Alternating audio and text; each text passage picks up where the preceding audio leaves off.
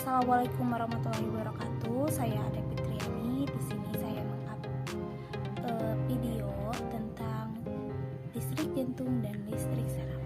Nah, jadi untuk proses listrik jantung nih ya, bayangkan gambar ini adalah sebuah jantung hati gitu ya. Terus dibagi 4. Nah, pada bagian atas kanan ini yang disebut dengan atrium dextra, bagian bawah kanan itu vertikal dextra, bagian atas kiri atrium sinistra, bagian bawah kiri yaitu vertikal sinistra.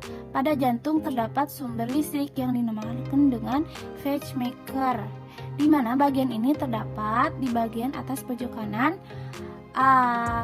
atrium dextra. Lalu ada juga yang dinamakan dengan his battle dan apinode. Sumber listrik tersebut dinamakan dengan S-anode ya. Nah, ini sumber listrik tersebut ini dinamakan dengan S-anode atau sinus atrium nodus.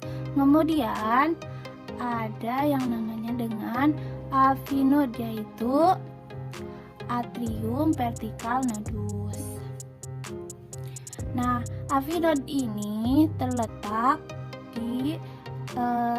di dekat dengan vertikal dextra yang disebut dengan his battle ya, his bundle. Di dalam his bundle ini terdapat serabut-serabut kecil yang disebut dengan Purkinje atau serabut kecil ya. Kemudian pada saat jantung sedang memompa darah ke seluruh tubuh atau jantung sedang berkontraksi, maka listrik jantung akan berhenti. Akan berhenti berpopularisasi atau tidak mengalirkan listrik sama sekali.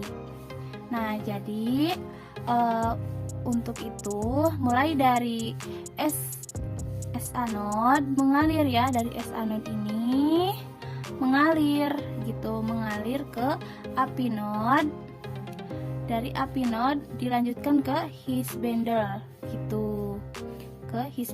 dan setelahnya itu dialirkan lagi ke serabut kecil.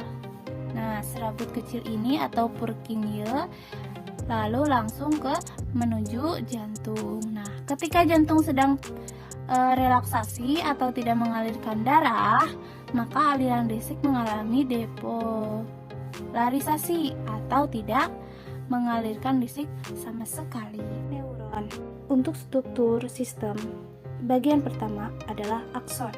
Dan ini yaitu untuk transminasi satu sel saraf ke sel saraf berikutnya, mana akan berakhir pada ujung target yaitu organ atau otot. Kedua yaitu dendrit. Dendrit adalah penerimaan infus organ sel saraf lainnya di organ, otot, atau otak. Listrik ini akan bergerak dari dendrit melalui badan sel. Terdapat struktur lain yaitu nukleus, di mana berisi material genetik yang mengatur pertumbuhan dan perkembangan dari sisi sel saraf. Bagian berikutnya yaitu selubung myelin yang membantu dalam konduksi infus listrik yang melewati sel saraf. Di dalam kabel terdapat beberapa kabel sel saraf, diantaranya yaitu sel saraf. Di antara satu sel saraf dan sel saraf berikutnya terdapat celah yaitu sinaps.